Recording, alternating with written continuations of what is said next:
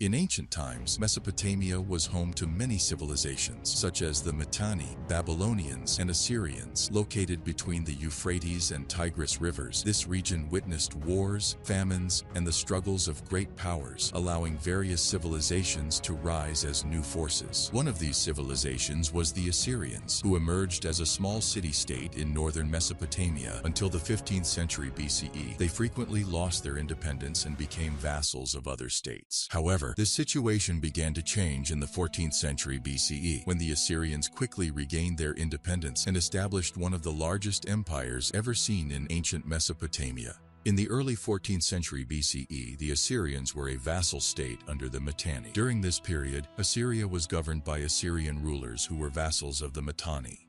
In the second quarter of the 14th century BCE, the Hittites began to increase their attacks on the Mitanni. The Mitanni, weakened by these Hittite assaults, were in a vulnerable position.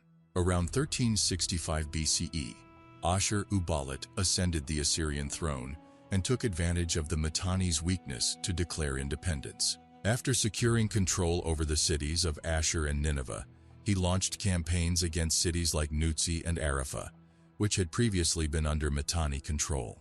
With the spoils from these campaigns, Ashur-uballit significantly increased his power and began to see himself as equal to the kings of powerful states like Babylon, Egypt, and the Hittites. In a letter to the Egyptian pharaoh Akhenaten, Ashur-uballit addressed him as "my brother," indicating that he considered himself on par with the Egyptian pharaoh. When the Babylonian king Burnaburiash II learned of Assyrian envoys being sent to Egypt, he wrote a letter to Akhenaten, urging him to cut off diplomatic relations with Assyria. Burnaburiash claimed that the Assyrians were his subjects, which was not true. Nevertheless, he did not recognize Ashur-uballit as an independent king and continued to view the Assyrians as his vassals. Ashur-uballit, as the king of a newly independent small state, did not want to antagonize a powerful kingdom like Babylon. To resolve the tension, he married his daughter Mubalitat-Sherua to Burnaburiash, hoping this alliance would prevent Babylon from seeing him as a threat. Shortly after, Mubalitat-Sherua and Burnaburiash had a son named Karahardash, who was expected to ascend the Babylonian throne. The dynastic marriage seemed to have brought peace between the two kingdoms. However, in the early 1330s BCE, an event disrupted this peace, leading to war and destruction. Around this time, Burnaburiash II died, and his son Karahardash succeeded him. A man named Bugash, whose origins are unclear in Assyrian records, was deeply dissatisfied with Karahardash's rule, believing that a king of Assyrian descent was unfit to rule Babylon. He launched a rebellion, successfully overthrowing Karahardash and his mother, Mubalitat-Sherua, and seized the Babylonian throne. In this rebellion, Ashur-uballit lost his influence over Babylon, as well as his daughter and grandson. This unexpected loss deeply saddened him, and he was determined to avenge their deaths at any cost. He launched a campaign against Babylon, defeated Nazi Bugash after fierce battles, captured and executed him, and placed Burnaburiash's younger son, Kurigalzu II, on the Babylonian throne. This restored the alliance between the two kingdoms and demonstrated Assyria's power to Babylon and other kingdoms. Ashur-uballit died shortly after this event. Under the reigns of his successors, Enlil-nirari and Arik-den-eli, the Assyrians entered a period of stagnation. Unlike Ashur-uballit, these kings were not warriors and focused on preserving their territory and power rather than expanding it. However, Kurigalzu II, whom Ashur-uballit had placed on the Babylonian throne, perceived Enlil-nirari's peaceful stance as a weakness and declared war on Assyria to expand his territory. Kurigalzu advanced to Sugagu, a settlement just a day's journey from the Assyrian capital, Ashur. The two armies clashed near this city, and around 1320–1310 BCE, Enlil-nirari's forces emerged victorious. However, the Assyrian army suffered significant losses, and Enlil-nirari, with his diminished forces, did not dare to push further into the Babylonian territory, returning instead to Ashur. Around 1305 BCE, Adad-nirari ascended the Assyrian throne. Unlike his father and grandfather, Adad-nirari was a warrior king. During his reign, Assyria was bordered by Babylon to the south, and the Hittites and their vassal state, the Mitanni, to the northwest. Adad-nirari's predecessors had been unable to expand their territory due to the presence of these powerful neighbors. However, during Adad-nirari's reign, the Hittites were weakened by a plague and widespread rebellions, making it unlikely for them to support the Mitanni. Adad-nirari saw this as an opportunity and launched a campaign against the Mitanni, defeating their king, Shatawara. After the battle, he plundered Mitanni settlements, captured Shatawara, and brought him to Assyria. Adad-nirari did not intend to directly annex Mitanni, as it was too far from the Assyrian capital.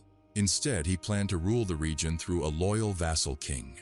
He made Shatawara swear allegiance and sent him back to rule Mitanni on his behalf, thus bringing the Mitanni kingdom under Assyrian control. Shatawara remained loyal to Adad-nirari until his death around 1285 BCE. However, his son, Wasashata, did not want to remain a vassal king and sought full independence. Around 1270 BCE, he rebelled against Adad-nirari and requested aid from the Hittite king Mershili. Wasashata hoped to pit the two great powers against each other in order to secure his independence. However, the Hittites had been weakened after their war with Egypt at the Battle of Kadesh, and this prevented them from supporting him. Adad-nirari easily defeated Wasashata, plundered the rebellious cities, and installed a new ruler in Mitanni, taking Wasashata captive and bringing him to Assyria. Adad-nirari died shortly after this event around 1265 BCE and was succeeded by his son Shalmaneser. Early in Shalmaneser's reign, Shatawara II, the ruler of Mitanni, rebelled against Assyrian authority, with the Hittites providing military support. Shalmaneser launched a campaign against Shatawara, defeated the Hittite-backed Mitanni army, and plundered the Mitanni capital, Washukani. Until this point, the Assyrians had ruled Mitanni through local kings, avoiding direct annexation due to the region's distance from the Assyrian capital and the risk of constant rebellions. However, as a consequence of this practice, the appointed kings were prone to rebellion. Shalmaneser devised a solution. He appointed his brother Ibashi-ili as the ruler of Mitanni. This ensured that Mitanni would not be directly annexed, but would remain under Assyrian control through a loyal ruler. This move restored stability in the region. The Hittites' support for Shatawara's rebellion irreversibly strained Assyrian-Hittite relations. Amid this tension, Shalmaneser died around 1240 BCE, and his son Tukulti-Ninurta ascended the Assyrian throne. At this time, the Hittite king Tudhaliya IV faced a severe famine in his kingdom, forcing him to request grain from Egypt. Widespread rebellions further weakened the Hittites.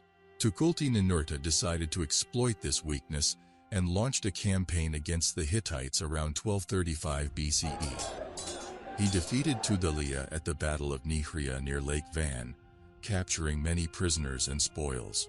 Although he could have pushed further into Hittite territory, Tukulti-Ninurta was forced to return to Assyria after learning that the Babylonian king Kashtiliash IV had attacked Assyrian border regions. Kashtiliash had believed that the war between the Assyrians and the Hittites would drag on for a long time. Accordingly, he hoped that by attacking Assyria in Tukulti-Ninurta's absence, he could easily expand his territory. However, things did not turn out as he expected. Tukulti-Ninurta swiftly turned his forces toward Babylon and defeated Kashtiliash. Babylon and Assyria were culturally similar, having been part of the same empire during the reign of the Babylonian king Hammurabi. Both peoples worshipped the same gods, albeit under different names. This cultural similarity had previously deterred Tukulti-Ninurta's ancestor, Ashur-uballit, from destroying Babylon. However, Tukulti-Ninurta was enraged by Kashtiliash's opportunistic attack and sought revenge. After conquering Babylon, he plundered the city and carried out a massacre. In his inscriptions, Tukulti-Ninurta described the slaughter. "I filled the caves and valleys of the mountains with their corpses. I made piles of their bodies like grain heaps. I burned and destroyed their cities, reducing them to ruins. In a short time, the Assyrians defeated both the Hittites and Babylonians, becoming one of the greatest powers of the era. With their northern neighbor, the Hittites, and their southern neighbor Babylon defeated, there was no longer any power to resist them. Just 150 years earlier, the Assyrians had been a small vassal state under the Mitanni. Although they had gained independence under Ashur-uballit, they were seen as subjects by the Babylonian king Bernaburish. However, through clever policies and military victories, Ashur-uballit and his successors positioned themselves as one of the greatest powers of their time. After their final victory over Kashtiliash, they became the sole rulers of all Mesopotamia.